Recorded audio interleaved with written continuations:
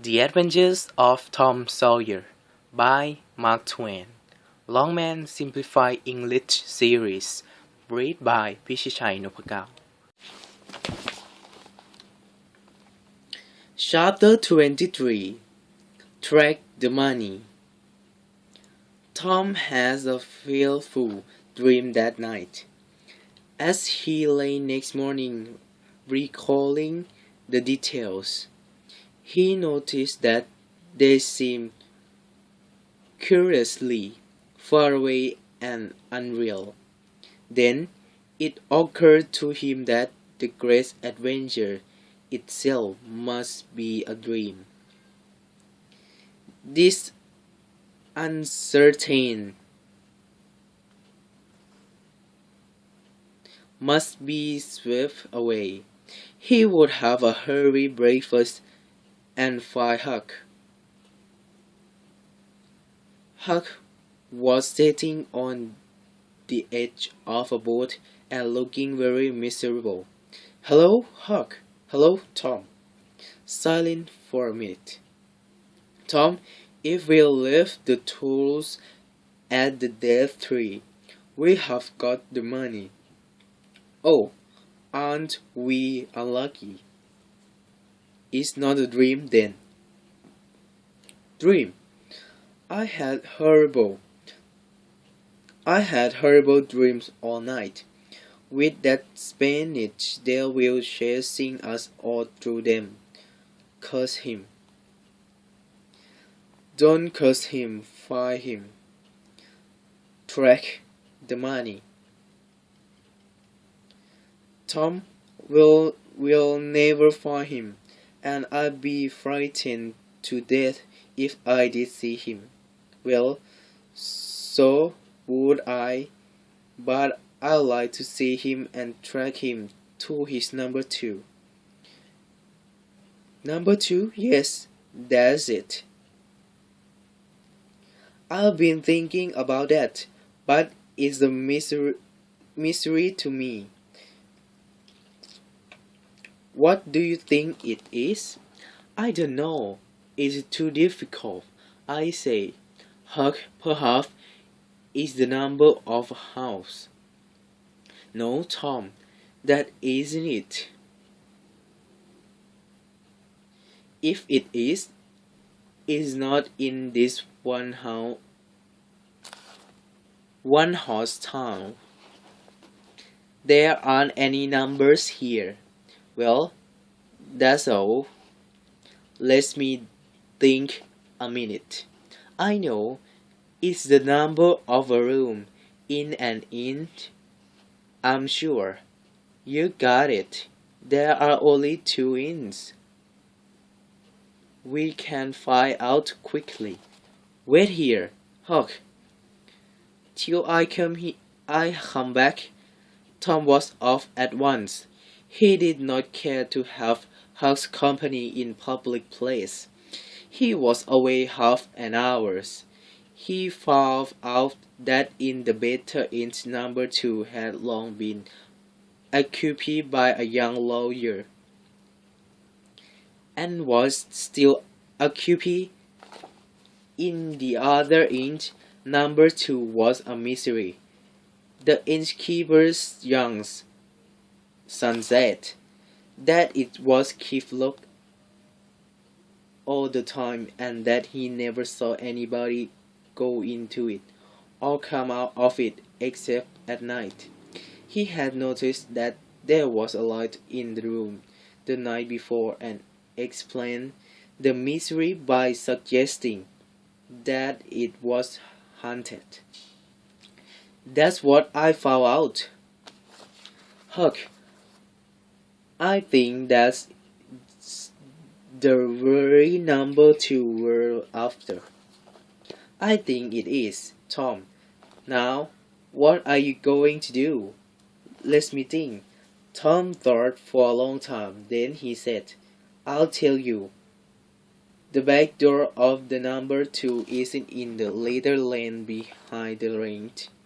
Now you get all the door keys that you can find, and I'll take Auntie's and the first dark night will go there and try them, and remember to keep a lookout for Riskin Joe, because he said he was going to spy round once more for a chance to get his revenge.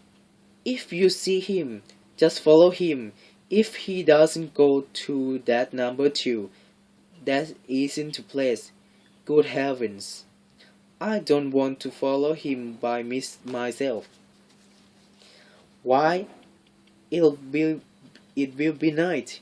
He might never see you, and if he did, perhaps he never suspect anything.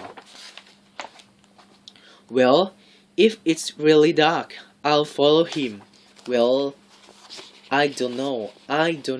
Alright, I will try. Believe me, I'll follow him if it's dark. Huck, why? He might be going straight to that money. That's all, Tom. That's all. I'll follow him. I will. I swear, I will.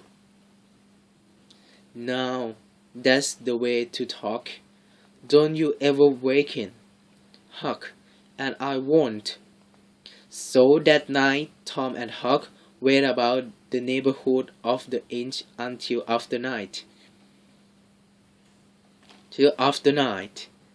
One watching the land at a distance, and the other the indoor. Nobody entered the land or left it. Nobody at all, like the Spaniards, entered or left the indoor. So Tom went home, having agreed that if the night was very dark, Huck was to come and meow. Then Tom would slip out and try the keys. But the night was clear, and Huck and his watch and retired to bed in an empty barrel about midnight. On Tuesday, the boys had the same bad luck, and on Wednesday also. However, Thursday night seemed more promising. Tom slipped out with his aunt's old tin lamp and a large towel to cover it with. He hid the lamp in Huck's barrel and the watch began. An hour before midnight the inn closed and its lights were put out.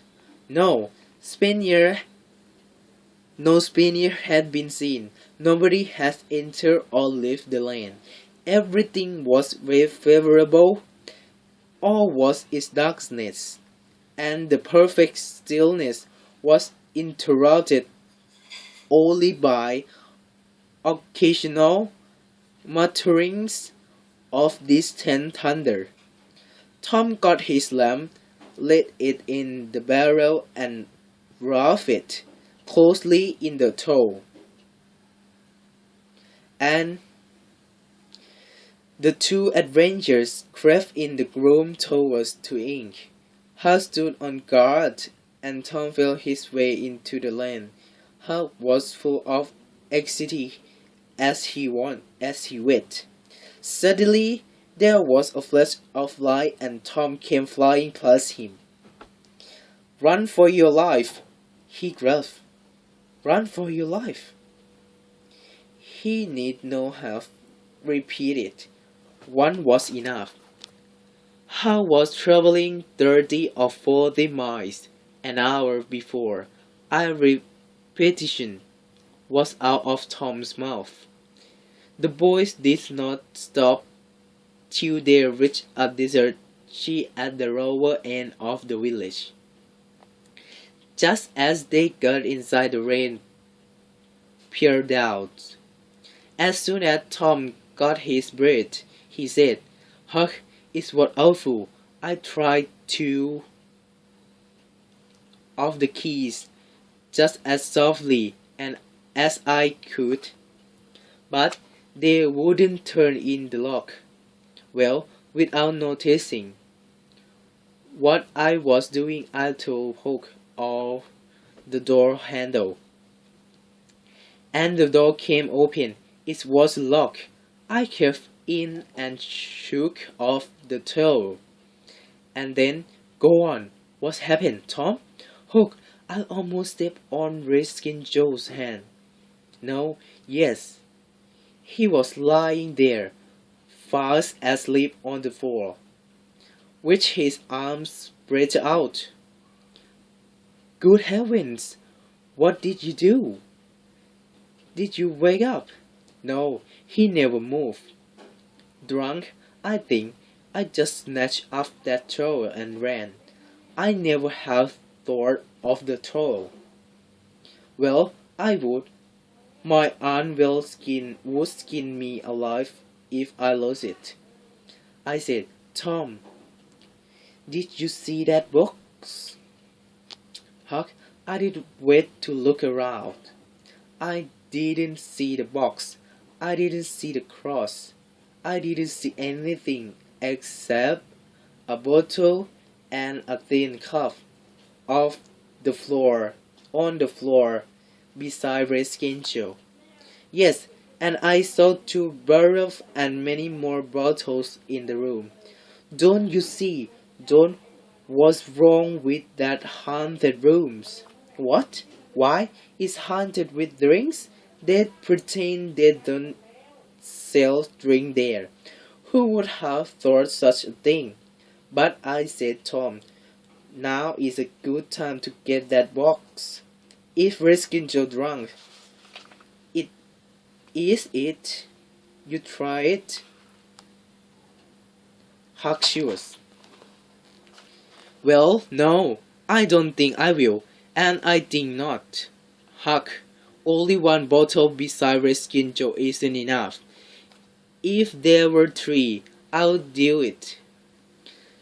There was a long pause for thought, and then Tom said, Look here, Huck, let's not try any more until we know Redskin Joe's not there. That's too frightful. If we watch every night, we'll be absolutely sure to see him go out sometime or other. Then we'll snatch that box quicker than lightning.